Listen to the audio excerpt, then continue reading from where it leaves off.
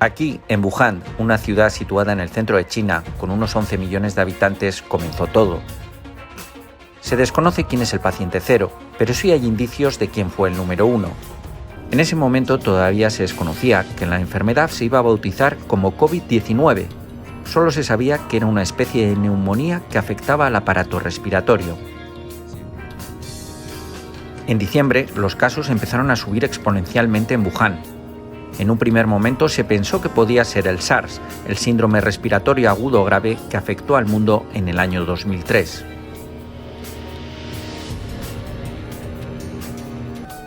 Las personas con síntomas comienzan a ser aisladas, en total unas 700. El 7 de enero de 2020 las autoridades sanitarias chinas descartan que sea el SARS. En sus etapas iniciales, se podría confundir el COVID-19 con un simple resfriado. Y efectivamente, sus síntomas iniciales se asemejan a un resfriado, pero eventualmente podría escalar y ser más grave. Te contamos todo lo que debes y necesitas saber sobre el COVID-19. La OMS entregó las cifras oficiales sobre la incidencia del coronavirus. El 80% de los casos confirmados por laboratorio fueron de leves a moderados. El 14% fueron graves y el 6% fueron críticos. Las estadísticas reflejan que los casos leves de este virus pandémico no son como los que genera un simple resfriado. Todo, menos necesitar oxígeno, te pondrá en la categoría de leve. Sin embargo, los síntomas seguirán siendo severos. Si clasificas a un paciente como caso grave, necesitará oxígeno suplementario. Si su situación es crítica, se manejará como una insuficiencia respiratoria. El COVID-19 es una enfermedad respiratoria, lo que quiere decir que la mayoría de pacientes que la padecen solamente tendrán afección en sus vías respiratorias, ya sean altas o bajas. Cuando son casos leves, estos síntomas suelen desaparecer rápido. Sin embargo, se observó que cuando los casos pasaban de moderados a severos, se evidenciaba neumonía, lo que aumentaba la probabilidad de que el caso fuera mortal. El tiempo de recuperación para estos pacientes podría ser de unos pocos días a semanas. Sin embargo, en algunos casos graves y críticos, los síntomas pueden escalar a un síndrome de dificultad respiratoria aguda. Recuerda, el nuevo coronavirus es de fácil propagación y se transmite entre las personas al toser y estornudar. Sigue las recomendaciones de la OMS. Lávate las manos e implementa el aislamiento social mientras se controla la pandemia. Realiza los procesos adecuados de asepsia y desinfección de los objetos de uso diario.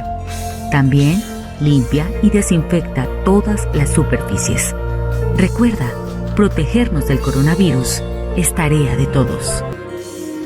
La enfermedad se empieza a extender por la China continental, llega a Pekín y a Shenzhen. Comienzan a subir los números de una manera diabólica. I'm declaring a public health emergency of international concern over the global outbreak of novel coronavirus. The main reason for this declaration is not because of what is happening in China, but because of what is happening in other countries.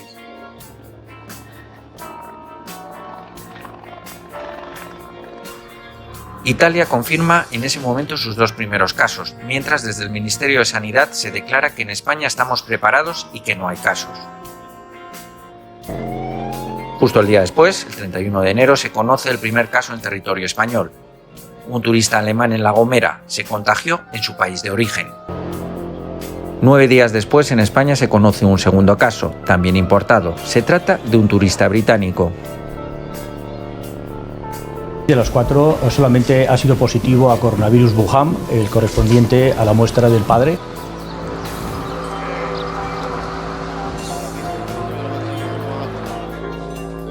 Los españoles que han llegado de Wuhan pasan la cuarentena. Ninguno tiene el coronavirus. Del 23 al 25 de febrero se disparan los números en Italia. se pasa de 5 a 152 casos. En la región de Lombardía, las autoridades confinan 10 pueblos alrededor de la ciudad de Codogno, por cuyo hospital pasó 2 veces el paciente número 1. El 23 de febrero se suspende el famoso Carnaval de Venecia.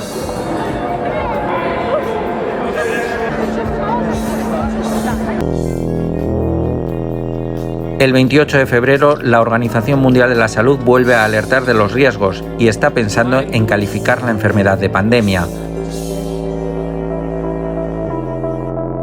A principios de marzo la mortalidad sigue subiendo en China, casi 3.000 muertos, pero los contagiados empiezan a bajar. La Organización Mundial de la Salud anima a otros países a copiar a China y anima a restringir movimientos y a invertir en material sanitario.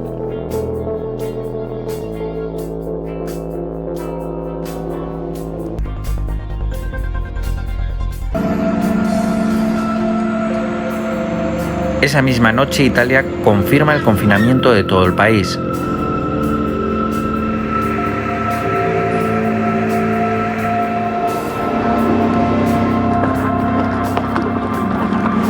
La Organización Mundial de la Salud califica definitivamente el virus como una pandemia. We have therefore made the assessment that COVID-19 can be characterized as a pandemic. Pandemic is not a word to use lightly or carelessly. It's a word that, if misused, can cause unreasonable fear or unjustified acceptance that the fight is over, leading to unnecessary suffering and death. Las empresas comienzan a mandar a sus empleados a teletrabajar. La bolsa se hunde, se empiezan a vaciar supermercados y cunde el pánico. La enfermedad es una realidad en España, ya no es un problema solo de los chinos. A partir de ese momento, nuestra forma de pensar empieza a cambiar. Somos conscientes de que el virus nos puede afectar a todos. Buscamos nuestros héroes en la sanidad. Todos los días, a las 8, se empieza a dar las gracias por su trabajo en todos los balcones de España.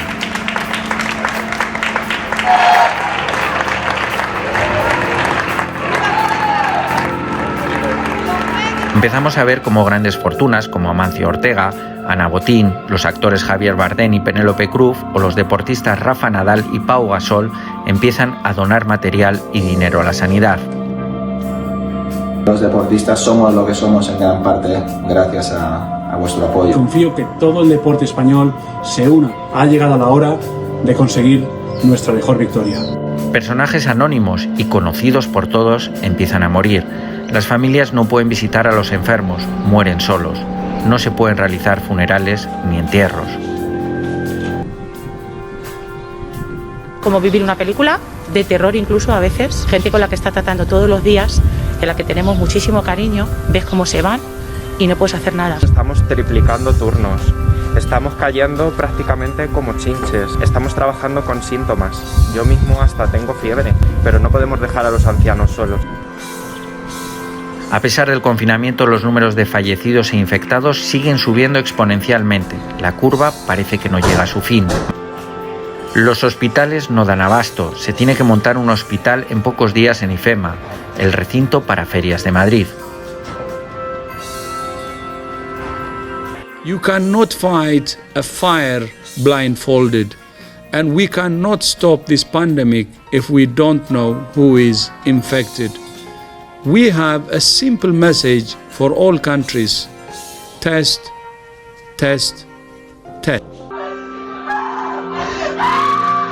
El COVID-19 ha dejado muerte y destrucción por donde ha pasado, sin entender de fronteras, ideologías, edad o sexo. Además de la emergencia sanitaria, se le ha unido la emergencia económica. A partir de los confinamientos en diferentes países del mundo, se ha comenzado a hacerse cotidiana la palabra ERTE. Los gobiernos han reaccionado con medidas de todo tipo y muy diferentes para tratar de aliviar la economía. En Italia se han destinado 350.000 millones de euros para ayudas, en Francia 345.000 millones. Y a lo que se refiere económicamente, lo que nos viene después de este virus se asemeja mucho a lo que ocurrió en el mundo tras la Primera Guerra Mundial, la Segunda Guerra Mundial o nuestra propia guerra civil.